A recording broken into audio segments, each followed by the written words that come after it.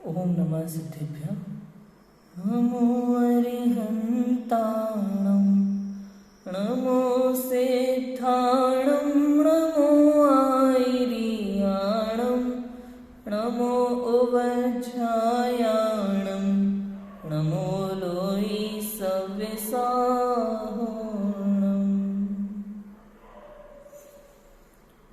लक्ष्मी निवास निलयम् विलीन विलयं निधाय हरिवीरम् आत्मानुशासनमहं वक्षे मोक्षाय भव्यानाम्। आचार्य गुणभद्र स्वामी द्वारा विरचित यह आत्मानुशासन ग्रंथ श्लोक नंबर 110 में हमने परमात्मा बनने का रहस्य क्या है वो समझा था कि किस प्रकार से यह जीव सम्यक दर्शन ज्ञान चारित्र रूपी रत्नत्रय को प्राप्त कर सकता है, मोक्ष मार्ग को प्राप्त कर सकता है, परमात्मा बन सकता है। इस विषय में हमने 110 श्लोक में पढ़ा था। अब 111 नंबर के श्लोक में आचार्य देव जीव को तप करने की प्रेरणा देते हैं। तप करने की प्रेरणा संसार की अनंत विषयों में, अनंत विषयों की इच्छाओं में, अनंत इच्छाओं में जो यह जीव फंसा हुआ है, राग में फंसा हुआ है, संसार में फंसा हुआ है, उससे बचाने के लिए, उससे निकालने के लिए इंद्रिय विषयों को त्याग रूप, इंद्रिय विषयों की त्याग रूप, उनकी इच्छा के त्याग रूप तप का उपदेश देते हैं। तप आराधना का स्वरूप आगामी छंद में कहते हैं। देखो पढ़ते हैं हम आर्य छंद।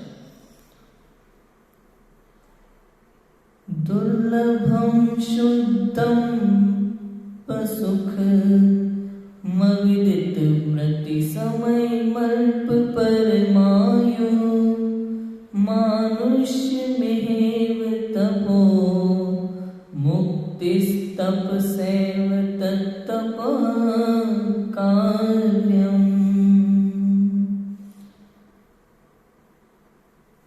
यह भव दुर्लभ अशुचि दुखद परमायु अल्प नहीं जिसका ज्ञान अज्ञात मरण तप इसमें हो तप करो मुक्ति का कारण जान। क्या लिखा कि यह मनुष्य पर्याय दुर्लभ है, अपवित्र है, सुख रहित है, इसका मरण समय ज्ञात नहीं है, इसमें उत्कृष्ट आयु भी अल्प है, परंतु इस पर्याय में ही तप हो सकता है और तप से ही मुक्ति होती है। इसलिए मनुष्य पनाह पाकर तुझे तप करना चाहिए। चार गतियों के विषय में हम जानते हैं कि चार गतियां होती हैं। कौन कौन सी? मनुष्य गति, तिर्यंच गति, देव गति और नरक गति। कौन कौन सी गति में तप हो सकता है कि देव गति में नहीं हो पाता, नरक गति में नहीं हो सकता, तिर्यंच गति में भी आंशिक, लेकिन मोक्ष मार्ग योग्य, मोक्ष योग्य, सिद्ध बनने योग्य, मुनि बनने योग्य तप तिर्यंच गति में भी नहीं होता। तो कौन सी गति में हो सकता है? एकमात्र मनुष्य गति, मनुष्य पर्याय। मनुष्य पर्याय में भी पुरुष होना बहुत बड़ी बात है। महिलाओं के लिए मार्ग नहीं है, उनको इंतजार करना पड़ेगा पुरुष होने तक, पुरुष पर्याय होने तक, क्योंकि महिला मुनि व्रत धारण नहीं कर सकती। हम तो कर सकते हैं ना, इसलिए हमें विशेष रूप से मनुष्य पर्याय में उत्पन्न हुए जीव और उनमें भी स्पेशल पुरुष तप करने की प्रेरणा दी है। कहते हैं ये मनुष्य पर्याय अत्यंत दुर्लभ है, अत्यंत दुर्लभ है। इस संसार में आप सोचो कितना मुश्किल बताया है। छड़ाला का सुनाया था ना, दुर्लभ लही जो चिंता मणि त्यो पर्याय लही त्रस्तड़ी। चिंतामणि रत्न की प्राप्ति जितनी दुर्लभ है ना, उतनी दुर्लभ त्रस की पर्याय है। नहीं समझे? समुद्र में कई सारे रत्न होते हैं, रत्नों की खान कहा जाता है समुद्र को। जब समुद्र में से लहरों के साथ पानी निकल के बाहर आता है किनारे पर, तो उसके साथ कई सारे पत्थर भी आते हैं किनारे पर। कोई एक व्यक्ति पारस पत्थर की चाह में समुद्र किनारे बैठ जाता है लोहा लेकर के, और जितने भी पत्थर समुद्र में से निकलते हैं उनमें से एक एक पत्थर को वो लोहे पर लगाकर देखता है, सोना हुआ कि नहीं हुआ। समुद्र में से लहरों के साथ पत्थर निकल के आते हैं, वो एक पत्थर उठाता है, लोहा साथ में रखता है, उसको छू करके देखता है सोना हुआ कि नहीं हुआ। यदि सोना नहीं होता है तो पत्थर वापस समुद्र में फेंक देता है। फिर से पत्थर दूसरा उठाता है, छुआकर देखता है नहीं हुआ, सोना फेंक देता है, उठाता है फेंक देता है, उठाता है फेंक देता है, उठाता है फेंक देता है। उसकी हैबिट बन जाती है। वर्षों बीत जाते हैं, उसे पारस पत्थर नहीं मिलता, किंतु वर्षों इंतजार करने के बाद भी उसका इंतजार खत्म नहीं होता। और एक दिन ऐसा आता है कि वास्तव में उसके हाथ में पारस पत्थर लग जाता है। पारस पत्थर लग जाता है उसके हाथ में, लेकिन वो जो उसकी हैबिट बन चुकी थी, उठाया, छुआ कर देखा और फेंक दिया। वो पारस पत्थर को भी उठाता है, छुआ कर देखता है और फेंक देता है, और फिर बाद में देखता है अरे ये तो सोना हो गया। लेकिन अब पछताए होत का जब चिड़िया चुग गई खेत, उसने वो पारस पत्थर वापस समुद्र में फेंक दिया था अनजाने में। अब सोचो, वर्षों तक इंतजार करने के बाद उसके हाथ में पारस पत्थर लगा था, उसने उसे व्यर्थ गवा दिया, व्यर्थ ही गवा दिया। अपनी हैबिट, अपनी आदत, अपनी मान्यता के कारण से। किसके कारण से? अपनी हैबिट के कारण से, आदत के कारण से। यही तो मनुष्य करता है। इतनी दुर्लभता से मिला मानव जन जीवन। दो इंद्रिय पर्याय की बात करो, पहले तो त्रस पर्याय लिखा ना, दुर्लभ लही जो चिंतामणि, तो पर्याय लही त्रस तणी। जैसे वो चिंतामणि इतना दुर्लभ था, ऐसे ही त्रस पर्याय। लट पीपिल अली आदि शरीर, धर धर मरियो सही बहु पी। पहला लट, फिर पीपिल, अली, ये दो इंद्रिय, तीन इंद्रिय, चार इंद्रिय। समझ आया? दो इंद्रिय की पर्याय प्राप्त करना इतनी दुर्लभ है जैसे चिंतामणि रत्न प्राप्त हो। कैसे कैसे ऐसा कैसे? नित्य निगोद में अनंत जीव भरे पड़े हैं जो कभी बाहर ही नहीं निकले। मंद कषाय के कारण से उन अनंतों में से किसी एक का नंबर आता है। 6 महीने में 6 महीने 8 समय में 608 जीव निकलते हैं निगोद में से। 6 महीने 8 समय में 608 जीव, उनमें से हम हैं। सोचो, अनंतों में से 6 महीने 8 समय में 608 जीव जो निकलते हैं ना, उनमें से हम हैं। हमें तो ये सीटेट और रीट और इन सब की महिमा आती कि नहीं आती गवर्नमेंट जॉब की, कि भैया 20 लाख फॉर्म आते हैं, उनमें से 2000 सिलेक्ट होने हैं। उसमें से भी अपना नंबर तो आरक्षण के कारण से 200 में भी मुश्किल है। लेकिन यहाँ तो कहते हैं अनंतों में से 608 सिलेक्ट होने थे, उसमें से तू निकल गया है। सोच अपनी महिमा, तुझे इस पर्याय की महिमा नहीं आती। सोच तो सही। 6 महीने 8 समय में 608 जीव निगोद में से निकलते हैं। 2 इंद्रिय, 3 इंद्रिय, 4 इंद्रिय की पर्याय, इनमें अनंत भव निकलते हैं। 2 इंद्रिय मरा, फिर पता नहीं वापस निगोद चला गया, फिर इधर चला गया, फिर इधर चला गया, फिर उधर चला गया। संगी असंगी पर्यायों में कई भव बीत जाते हैं। उसके बाद कहते हैं अनंत काल बीतने के बाद पुनः मनुष्य भाव मिलता है। लिखा है इसमें भी, यह मनुष्य पर्याय दुर्लभ है, अपवित्र है। पवित्र नहीं है, अपवित्र है। पर्याय, पर्याय मतलब शरीर, ये शरीर अपवित्र है, सुख रहित है, यहां सुख नहीं है। इसका मरण समय ज्ञात नहीं है। शरीर से समझना, शरीर अपवित्र है, सुख रहित है, शरीर में सुख नहीं है। इसका मरण समय ज्ञात नहीं है। आत्मा का तो मरण होता नहीं है, तो किसका मरण समय ज्ञात नहीं है? शरीर का मरण समय ज्ञात नहीं है, कभी भी हो सकता है। इसमें उत्कृष्ट आयु भी अल्प है। देखो, उत्कृष्ट आयु भी अल्प है। मोक्ष मार्ग कर्म भूमि में है, भोग भूमि में तो है नहीं। कर्म भूमि में उत्कृष्ट आयु कितनी है सोचो। अभी पंचम काल चल रहा है ना, पंचम काल में उत्कृष्ट आयु कितनी है? 120 वर्ष। कितनी है? 120 वर्ष। इतनी उत्कृष्ट आयु है। और अंत तक पहुंचते पहुंचते 80 वर्ष 70 वर्ष रह जाएगी उत्कृष्ट आयु, पंचम काल के अंत तक पहुंचते पहुंचते। और छठे काल में उत्कृष्ट आयु पता है कितनी होगी? 20 वर्ष मात्र। सोच लो, अभी तो पंचम काल चल रहा है, आयु भी अल्प है, मरण समय ज्ञात नहीं। यदि देवगति का जीव हो तो उसे तो पता रहता है कि उसकी आयु कितनी है, उसका मरण कब होगा।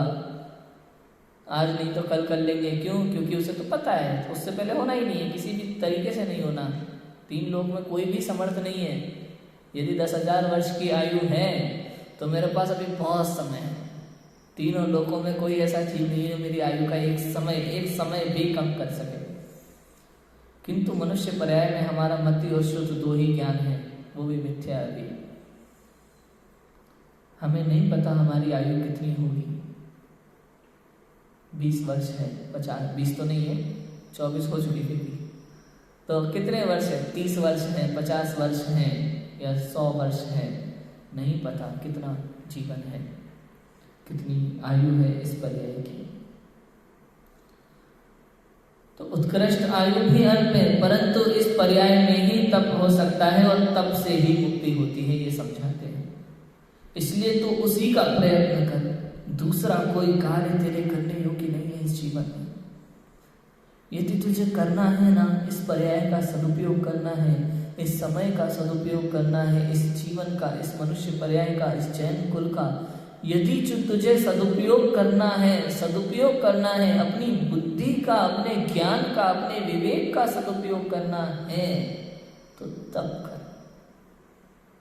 कर, क्योंकि तब से ही मुक्ति मिलती है। इसके अलावा तेरे लिए सच्चे सुख को पाने का कोई और उपाय है ही नहीं। देखो भावार्थ, आत्मा का हित मोक्ष है। आत्मा का हित क्या है? मोक्ष है। उसकी प्राप्ति तप के बिना नहीं होती। तप के बिना मोक्ष नहीं हो सकता। मोक्ष माने निर्वाण, निर्वाण माने सच्चा सुख, आत्मा में आत्मा का समा जाना, वो मोक्ष। मोक्ष मतलब कोई अलग से गति है, वहां जाने पर मोक्ष होता है, ऐसा नहीं है। क्योंकि वहां तो अनंत निगोदिया जीव भी बसते हैं। वो मोक्ष, वो पंचम गति के, सिद्ध गति के जीव नहीं कहलाते। तो मोक्ष यहाँ होता है और जिनका मोक्ष हो जाता है वो वहां विराजमान हो जाते हैं। समझ आए? तो मोक्ष तो यही है, आत्मा में स्वयं है। आत्मा का हित मोक्ष है, उसकी प्राप्ति तप के बिना संभव नहीं होती।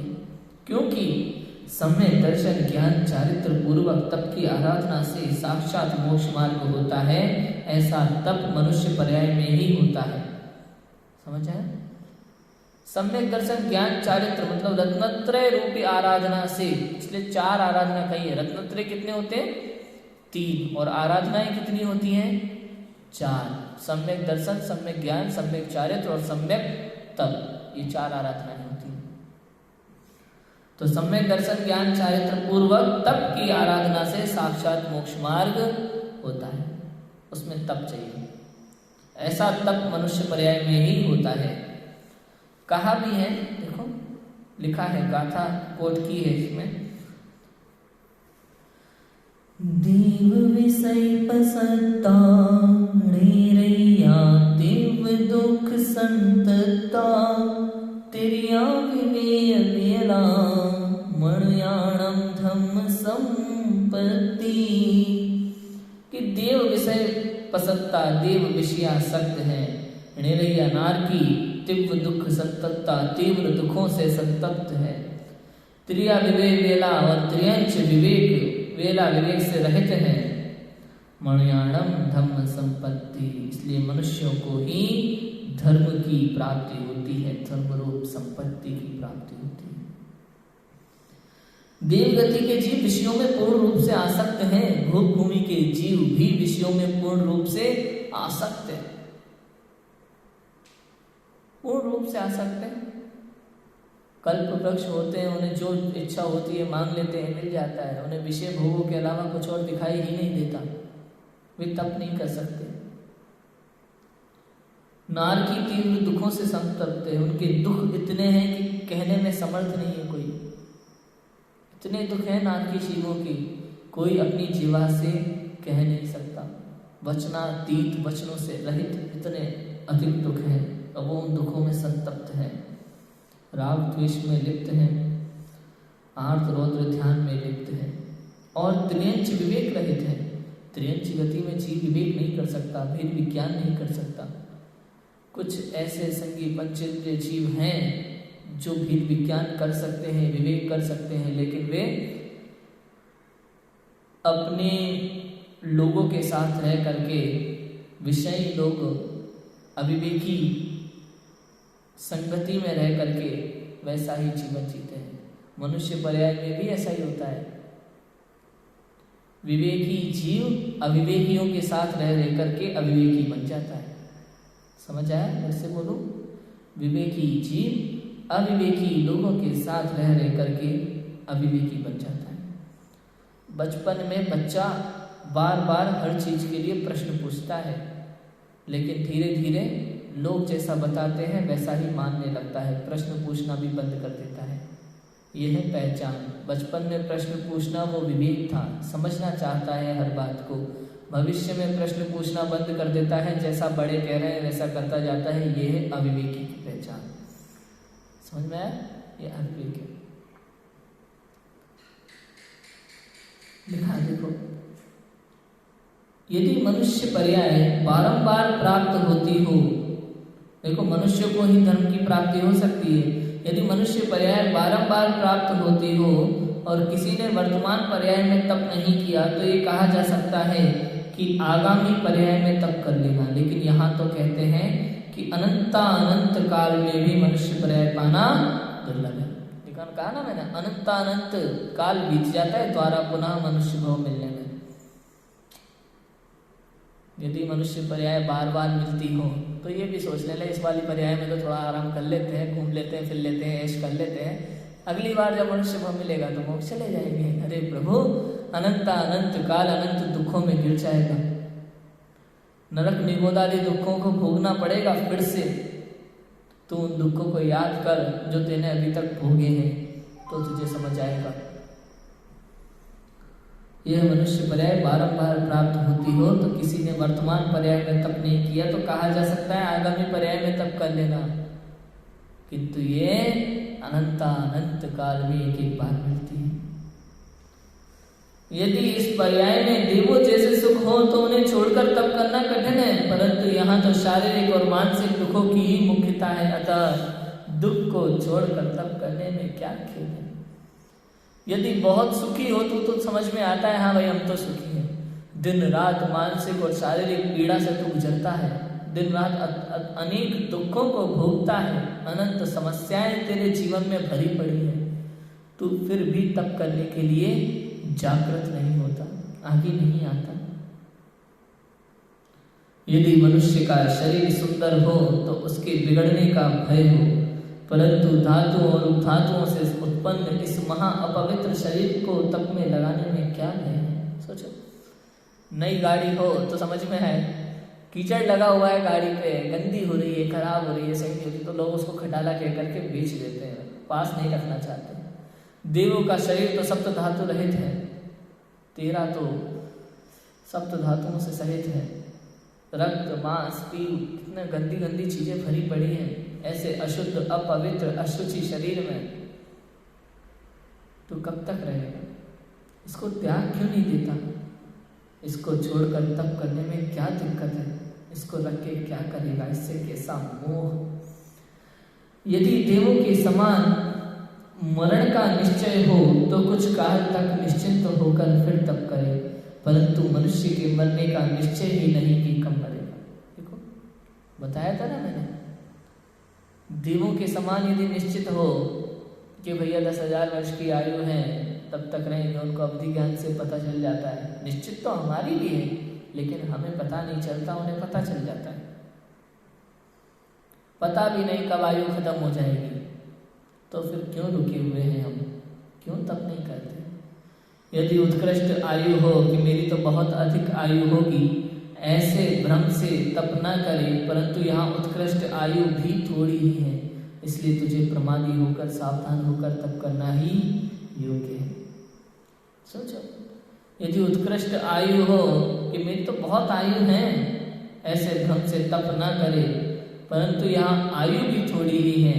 देखो उत्कृष्ट आयु बहुत कम है, बस समय नहीं है ज़्यादा, और फिर कल जीवन रहेगा या न रहेगा ये भी पता नहीं है, इसलिए तुझे प्रमादी ना होकर सावधान होकर तप करना ही योग्य है।